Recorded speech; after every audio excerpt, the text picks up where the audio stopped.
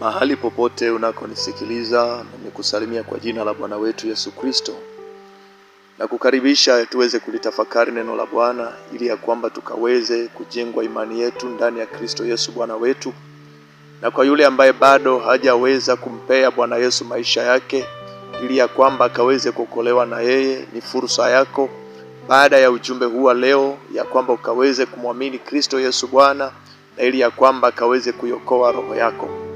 Naomba tutafakari ujumbe huu ambao nimekuwa nikisoma kutoka kwenye kitabu cha 2 Samuel, yani Samueli wa pili, sura ya ile ya 21, mstari wa kwanza hadi wa 14.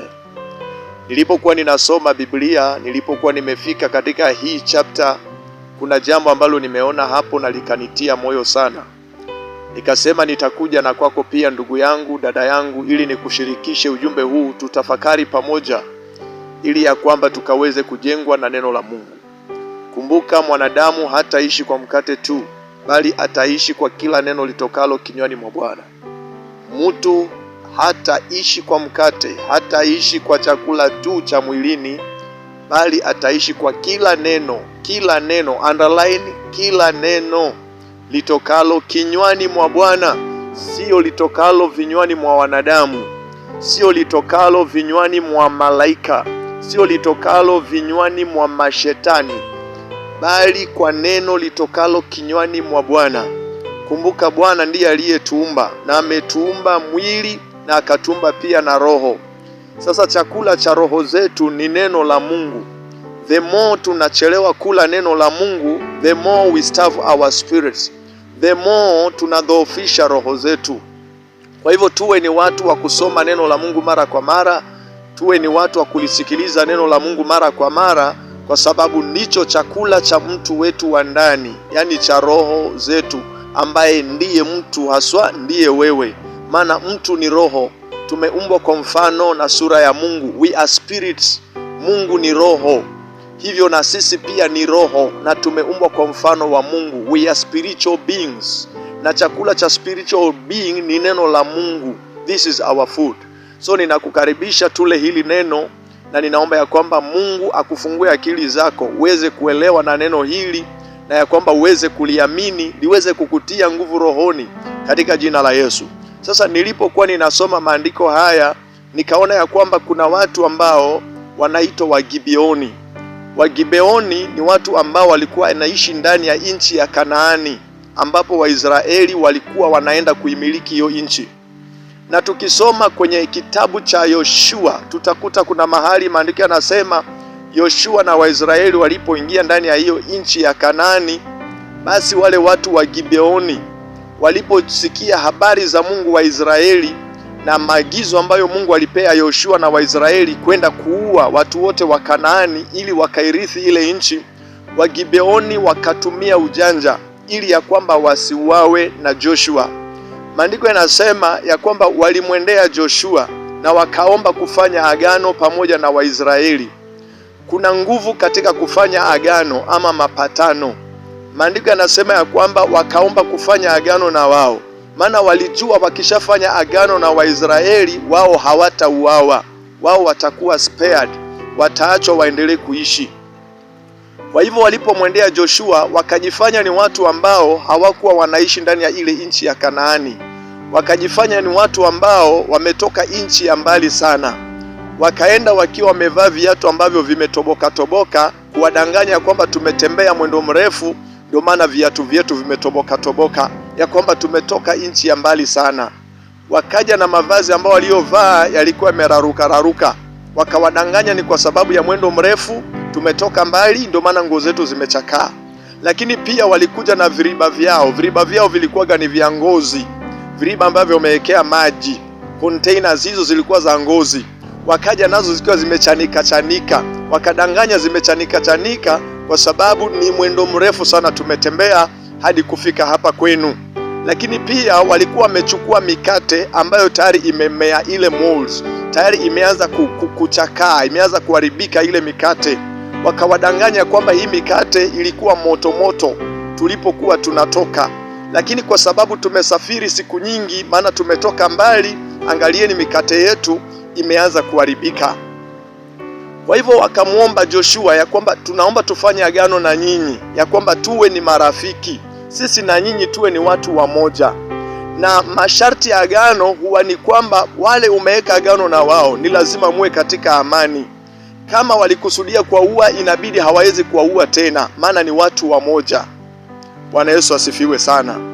Sasa maandiko yanasema ya kwamba Joshua walipodanganywa hivyo hawakujua kwamba wanadanganywa. Kwa hivyo wakaeka agreement, wakaeka mapatano ya kwamba ni sawa, basi Wagibeoni na Waisraeli sisi tunakubali ya kwamba sisi ni watu wamoja, wala hatutawadhuru kwa lolote na nyinyi hamtatudhuru kwa lolote, sisi ni watu wamoja. Wakajifunga kwa agano. Na maandiko yanasema wale Wagibeoni walipoondoka, baada kesho yake Joshua akajulishwa wale watu waliokuja hapa sio kwamba eti wanatoka nchi ya mbali, wanaishi hapa Kanaani, na tena ni majirani zenu tu, wanakaa hapo karibu.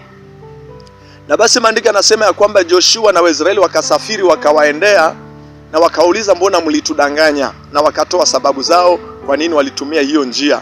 So kuanzia hiyo siku wakaambiwa, sawa, hatutawaua lakini mtakuwa watumwa. Wakaambiwa, nyinyi mmelaaniwa na hakutakosekana mtu kati yenu ambaye ni mtumwa. Wakafanywa kuwa watumwa wa Waisraeli, wakawa wanawapasulia kuni. Unaona sasa? Sasa maandiko yanasema hapa kwenye haya maandiko nimekuambia ambayo tunatafakari leo kwenye Samueli wa pili sura 21 mstari wa kwanza hadi 14, ya kwamba kulikuwa na kipindi cha njaa wakati wa Daudi mfalme sasa wa Israeli. Kukawa na kipindi cha njaa sana katika nchi ya Israeli muda wa miaka 3 mfululizo. Daudi akaona hii si kawaida. Kuna mambo mpendwa huwa yanatupata maishani, wakati mwingine tunachukulia ni kawaida, lakini huwa si kawaida. Mara nyingi huwa kuna vyanzo, huwa kuna chanzo, na tukitaka kujua chanzo lazima tumtafute Bwana atuambie ni nini kinaendelea. Maandiko yanasema Daudi alipoona si kawaida, miaka 3 mfululizo hakuna mvua, hakuna chakula ndani ya nchi ya Israeli, akaenda kumtafuta Bwana. Na Bwana akampa jibu, akamwambia haya yote yamewapata kwa sababu ya Wagibeoni, kwa sababu mfalme Sauli alikuwa ameenda kuwaua Wagibeoni, na Wagibeoni walikuwa wameingia agano na Waisraeli ya kwamba hawatatendewa mabaya. Kwa hivyo Sauli akavunja lile agano ambalo Joshua mtumishi wa Mungu alilifanya pamoja na Wagibeoni. Sasa maandiko yanasema ya kwamba aliwaua Wagibeoni, na kwa sababu hiyo ikabidi ya kwamba kuwe na adhabu, kuwe na penalty, kwa sababu wamevunja agano. Maandiko yanasema ya kwamba Mungu alisababisha kwamba sasa kusiwe na mvua, kusiwe na chakula katika nchi ya Israeli kwa muda wa miaka 3. Kumbe chanzo, Wagibeoni ambao waliingia agano na Sauli, agano na Waisraeli, Sauli alihalifu lile agano, alikeuka mapatano, akafanya opposite. Kwa sababu hiyo ikawa ni dhambi kwa Israeli.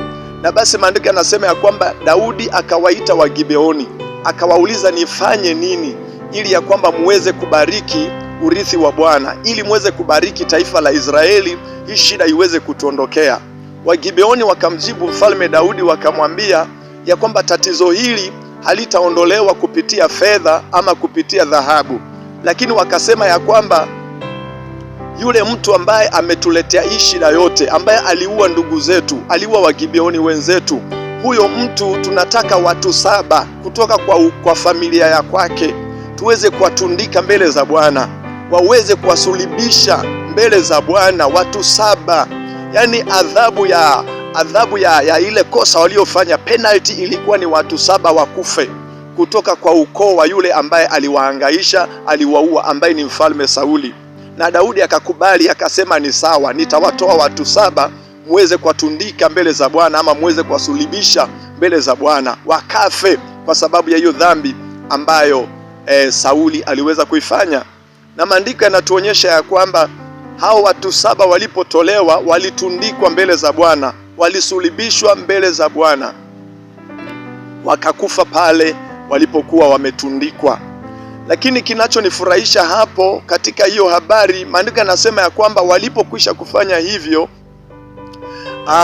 Daudi akaenda akachukua ile mifupa yao alafu akaizika. Maandiko yanasema ya kwamba baada ya kufanya hicho kitendo hivyo, basi Mungu akaridhia Israeli, Mungu sasa akaondoa adhabu juu ya Israeli. Yaani Israeli sasa wakapona. Mambo na njaa ikaisha. Ile miaka 3 ya njaa ikaisha. Kukawa sasa ni kipindi cha kubarikiwa na Bwana, kwa sababu sasa dhambi ya Waisraeli imesamehewa, kwa sababu watu 7 wamekufa. Nilipokuwa na tafakari haya maandiko, nikawa naona picha ya Yesu Kristo, jinsi ambavyo dunia ilipata shida kwa sababu ya dhambi. Tukapata mahangaiko, tukapata mateso, mauti ikatuvamia, mambo mabaya yametupata kwa sababu ya dhambi. Lakini kupitia Yesu Kristo Bwana, leo Mungu anaturidhia. Tunaposali sala zetu, Mungu anasikia, kwa sababu ya kumwamini Yesu Kristo, ya kwamba ndiye sadaka ya upatanisho, ya kwamba yeye kwa kuangikwa msalabani, kwa kutundikwa mbele za Bwana kwa ajili ya ulimwengu mzima, kwa ajili ya dhambi ya ulimwengu mzima, leo Mungu anatukubali, leo Mungu anaturidhia, leo anatubariki, leo anatuhesabia haki. Makosa yetu yanafutwa kwa sababu ya ile kazi ambayo Kristo Yesu alifanya kwa kufa msalabani na kufufuka kwa ajili yetu ili tukakubaliwe. Bwana Yesu asifiwe sana. Bwana Yesu asifiwe sana. Na nikawa ninatafakari ya kwamba ikiwa wale waliokuwa wamesulubishwa ni watu 7, tena ni wenye dhambi, hawakuwa eti ni wenye haki, ni wanadamu tu wa kawaida, ni wenye dhambi, lakini kupitia kusulubishwa kwao ama kutundikwa kwao mbele za Bwana kukaleta uponyaji juu ya nchi ya Israeli. Je, si zaidi sana mwenye haki Yesu Kristo kwa kuangikwa kwake msalabani, si zaidi kuangikwa kwake kutuletea uzima, kutuletea uponyaji? Maana yeye ni mwenye haki, damu yake iliyomwagwa ni ya haki kabisa, yaani hakuwa na makosa, yeye ni mtakatifu. Na kama wale watu 7 jinsi walivyokuwa wenye dhambi na dhambi zao kulisababisha uponyaji kwa kuangikwa kwao, kwa kutundikwa kwao kulisababisha nchi ya Israeli ipone, na Mungu akasikia maombi ya Israeli tena akaonyesha mvua. Si zaidi sana maombi yetu leo kusikizwa kwa sababu Kristo Yesu amekufa kwa ajili yetu? Ni zaidi mno wapendwa. Sharti tu ni moja, tumwamini Yesu Kristo, tukubali ile kazi Kristo ameifanya kwa ajili yetu, ili ya kwamba sala zetu, ili ya kwamba nafsi zetu zikaweze kukubalika mbele za Bwana. Uliye katika imani ndani ya Kristo Yesu Bwana, dhibitika hapo hapo, imarika katika imani ndani ya Kristo Yesu, kwa sababu nje ya Kristo hakuna tumaini lingine tena. Ni kwa kupigwa kwake sisi tumepona. Na we ambaye bado haujaamini, amini, maana uponyaji ni kwa wale ambao wanaamini. Kwa yule ambaye bado hajaamini, hukumu ya adhabu iko juu yake. Lakini kwa kumwamini Yesu Kristo, ya kwamba kwa toleo lake moja, kwa kufa kwake msalabani, ya kwamba sisi tumeokolewa, basi kwa kuamini hivyo, na wewe unakuwa miongoni mwa watu ambao wanahesabiwa haki na kuokolewa, na sala zao zinasikilizwa kwa njia imani kwa Kristo Yesu Bwana wetu. Bwana Yesu asifiwe sana. Bwana Yesu asifiwe sana. Nilipokuwa nasoma hayo maandiko, nikakumbuka kitabu cha nabii Isaya sura ya 53, ambayo inaongea juu ya mtumishi wa Bwana ambaye aliweza kuhukumiwa, ambaye ni Yesu Kristo aliyekuwa anatabiriwa. Maandiko yanasema ya kwamba Mungu aliweka maovu yetu yote juu ya Yesu. Aliweka maovu yetu yote juu ya Yesu. Maovu ya ulimwengu mzima yaliwekwa juu ya Yesu. Yaani ilibidi yeye apigwe kwa ajili ya maovu yetu, achubuliwe, akataliwe, atendwe mabaya yote ili sisi tupone. Kama vile wale watu 7 walivyoangikwa pale juu, walivyotundikwa juu ya mti pale mlimani, ili ya kwamba Israeli ipone, ndivyo Kristo naye alivyoangikwa msalabani, ili ya kwamba wenye dhambi wote tuweze kupona kutokana na dhambi. Na ndio maana kwenye Warumi sura ya 8 mstari wa 1 maandiko yanasema ya kwamba hakuna hukumu ya adhabu kwa wale ambao wako ndani ya Kristo Yesu Bwana wetu. Kwa wale walio katika Kristo Bwana wetu, maana yake walio na imani ndani ya Kristo Yesu Bwana, kwa kile alichokifanya, hakuna hukumu ya adhabu juu yao. Hii inamaanisha kwa wale ambao bado hawajaamini, hukumu ya adhabu iko juu yao. Bwana Yesu asifiwe sana. Lakini kwa nini ukubali kuhukumiwa adhabu wakati tayari suluhisho limepatikana? Yaani hapa ni kuamini tu, ni kukubali tu ya kwamba ndio ninakubali kile ambacho Kristo ulikifanya, ninakubali ni kweli, na ninakubali hiyo ndiyo dawa ya mimi kupona, roho yangu kuokolewa, ili nisipotee milele bali niwe na uzima wa milele. It is matter of faith. It is matter of believing. It is matter of accepting what Christ Jesus has done for our sake. Kwa sababu alipigwa kwa ajili yetu ili sisi tupone. Leo kila anayemwamini Yesu hakuna laana juu yake. Hakuna hukumu ya adhabu juu yake. Sala zake zinapenya, zinakubalika mbele za Bwana. Anabarikiwa, yeye anamshinda shetani na jeshi lake lote. Anashinda malango ya kuzimu kwa sababu tu amemwamini Yesu Kristo kwamba ndiye Bwana tena ndiye Mwokozi wa maisha yake. Basi Mungu akubariki sana. Wewe ambaye umesikia ujumbe huu na bado hukumwamini Yesu Kristo, ni fursa yako. Fungua moyo wako. Maandiko yanasema kwa moyo mtu huamini hata akahesabiwa haki, na kwa kinywa humkiri Yesu Kristo ni Bwana hata kupata wokovu. Basi fanya hivyo, nawe utaokoka na utafanyika mwana wa Mungu. Sala zako zitakuwa zinasikizwa na Mungu. Mungu atakuridhia kwa sababu umemwamini mwana wa pendo lake Yesu Kristo kwamba ndiye Bwana tena ndiye Mwokozi wa maisha yako. Mungu akubariki, Mungu akutende mema. Wewe ambaye uko ndani ya hii imani, endelea kudhibitika, endelea kuimarika, maana hakuna imani nyingine inayoweza kutuokoa ila imani ndani ya Yesu Kristo Bwana wetu. Na hadi kipindi kingine kijacho, ni mimi mtumishi wa Mungu aliye juu sana, Ayubu Jema.